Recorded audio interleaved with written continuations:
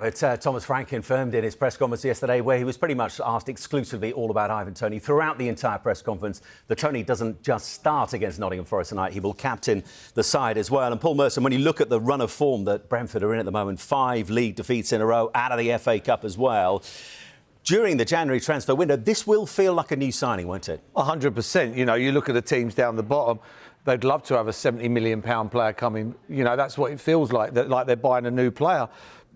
They need him. They need him badly. 5 on the trot. Brentford not really go that long, really. They're steady Eddie team, really, for me, consistent. You know, they're up and down, but this is a real down. This is a big game. There'll be a lot of people watching this game tonight. Problem is he hasn't got the players he's been playing with up front. A Boomer and a Wissa, people like that. So it's going to be hard for him. 10 months off, it's a long time without football. You can run as much as you want. It ain't the same. And the game he played in last week when he got the hat-trick, no disrespect. Against Southampton for Brentford. You'd expect him to get a hat-trick there. But this is a big, big football match, not just for him, but for Brentford Football Club. It's a game that they have to get a result. And I think he stays now. I'd be shocked if he left now in the next 12, 13 days. And understandably, Clinton, listen, we're talking about it. There's going to be a massive amount of focus on him today. It's the kind of character. What have you dropped? What have you dropped? I heard something fall. It's an early dunking for the mic pack. Well rescued. It's the mic. It's all still working. I can hear you loud and clear. Yeah? Okay, man. A lot of expectations on his shoulders. He starts tonight. He's captain as well. They're in a rotten position in terms of the Premier League at the moment. There's a lot expected of him. But he's the kind of character, is he not, that has broad shoulders when it comes to expectations. Yeah, he talks the talk and he walks the walk. You see him with his interviews. Fair play to him. He can back up with what he said, and you can see his goals to games ratio is fantastic. As I say, I don't like to agree with Merce too much, but I'd have to agree with him. I think it's like having a new signing. He is the talisman. He's not only a leader on the pitch, he's a leader off the pitch. I think he's brilliant in and around the dressing room, so I hear. So I think he's so important. Tonight's game, though, for me, is a must-win for Brentford. They have to beat the teams that are going to be in and around them. And this is a perfect game for Ivan Toney. Go and lead the team by example. Try and get the goals. And it wouldn't surprise you if you come off the pitch and we're going home on the way home and we get home and he scored 2 goals, to be fair, because he's that kind of footballer. So, yeah, I think it's great news he's back playing, and I wish him well. Tim, let's continue our chat on Ivan Toney. I mean, Paul's absolutely right. There is no substitute for first-team action, the cut and thrust of the Premier League, which he gets launched back into today. How much will adrenaline be a factor for Toney this season? Yeah, for the next couple of games, I would suggest that. But it's better when you're playing at home in front of them fans. They've been waiting a long time to see him back. They've dropped down the league since he's been away. I felt, when was it? It was probably about way before he got the ban. I think Thomas Frank was on Monday Night Football and he pretty much wrapped him up and put a bow on top of him for him to leave the football club. I think it's impossible now for him to leave because of the position they're in. Nuno in that Nottingham Forest dugout would be absolutely devastated that Ivan Toney's back there tonight, because he makes a difference. I think he's a top draw player. Do you think it was right for him, given the way the club have stood by him steadfastly during this 8 months, to talk quite openly this week about, listen, we all understand he wants to play for a bigger club at some point, but is there not a time and a place, given the last 8 months and how Brentford has stood by him, to lay down for another day? Absolutely. I don't think Ivan Toney's going to be pushing for the move. I think it organically happened if someone bids some money which is over the top. You know, if we get anywhere near 100 million, I would suggest we probably won't.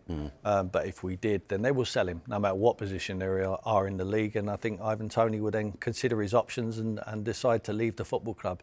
Because if they're bidding that sort of money, it will be a team possibly pushing for the top 4. Do you think, Tim, if he got a brace today, maybe it changes it? Yeah, everyone waiting to see how he comes back, Merce. So, you know, there's not long left between now and the end of the season. You know, we're just over halfway now. Someone needs a push. You know, we talked about Arsenal. I mean, all the noises, when teams don't score, like Chelsea, like Arsenal, it's always Ivan Toney this, Ivan Toney that. He's become a better player while he hasn't been playing. Let's have it right. But I think that he's got the quality. We know he has. He's no age. I think he's in his prime at the moment. But Mercy's absolutely spot on. It is a long time out, and look at that. I mean, I didn't think he had that in his locker. Yeah. You know, he's producing things like that. He's not only a hold-up man, he's taking free kicks there, as you see there. That's unstoppable. And he's not short of confidence, this kid. I love him. And Sue, I mean, he's still only 27 years of age, and when you look at particularly their run of 5 league games recently, when he has been missing, they've lost all 5. He's been a gaping hole in the B side this season, hasn't he? Oh, yeah. And I think it's just the boost that Brentford need. You know, like, say, struggling at the moment, out of the cup, lost the last 5 league games. They have got lots of injuries and lots of key players missing, which has obviously impacted them. You think Mbumo injured, Sharda injured, Visser away. So you just feel they needed that boost of him coming back. And I think back when Brentford went on that poor run of form when Christian Eriksen came in, and you just felt like he galvanised the team, and you just feel like we've all been waiting for him to come back. He's been out for a long period of time, 8 months, so yes, I'm sure he'll be as fit as a fiddle. They've done all the work in the gym, but it is different playing football and playing Premier League football. So, yeah, he may take a little bit of time. Like Tim said, I'm sure their adrenaline will get him through those first few games. But I mean, the comparison there on that graphic is stark in terms of his influence on this Brentford side. Yeah, and that just shows, doesn't it, how key he is. And that's why I think they've been desperate for him to come back. Thomas Frank spoke about saying, you know, it's 99 point something that he's going to stay at the club, because he'll be desperate to keep him. But like you said, if someone comes in with £100 million bid, you probably would have to let him go then. I think it's really clever from the manager starting him, putting the armband on him as well. You know, a lot of managers would have sat him on the bench, brought him on for 20 minutes. He's going to let him empty his tank onto that pitch. Whatever he's got, he's probably got an hour in him. He won't have 90 minutes, that's for sure. But I think it's really good for, especially when you've been injured. You hate coming on. You know, it's freezing cold out there. You're coming on for 15 minutes at the end. Hard to get into a rhythm. I think it's perfect what Thomas Frank is doing. How big a challenge for a player, no matter how many behind closed doors games you had, is it to get back up to speed Premier League wise? Well, even pre-season, the boys will tell you, and Sue, you know, you have a pre-season. It takes 2 or 3 games for you really to hit full speed. So. Yeah, it's going to take time, but I think the adrenaline coming back, you know, waiting so long, being hungry, that's the word what he's used a lot. I think he'll perform very well today. It's Forest at home. 3-3 he's got against them. Yeah, it's not Man City away, where you're standing up front and you're going to touch the ball 6-7 times in the match.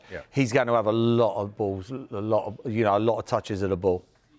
Sid, we're not leaving you out. You're just still watching the closing stages of Arsenal, still leading Crystal Palace by 3-0. But if he stays, if January comes and goes, he remains at Brentford, is he the difference between whether this season ends up in trouble and it doesn't? Oh, of course. Yeah, he's been like all the guys have said, he's been the focal point. But not just him. You know, you speak to a lot of players there. Rico Henry, who's been out injured, he's been a big miss for them. The way that they play. But like what Merson said, Visser and Mbumo, it's a different scenario, it's a different surrounding, but he backs himself. I mean, he backed himself when they got promoted. He said, I'm going to score 30 league goals in my first season. He obviously didn't, but he's got that confidence he can oozes out of him. So it's going to give everyone a lift. When you get a star player, a key player back on in the fold, it gives everyone a lift around there.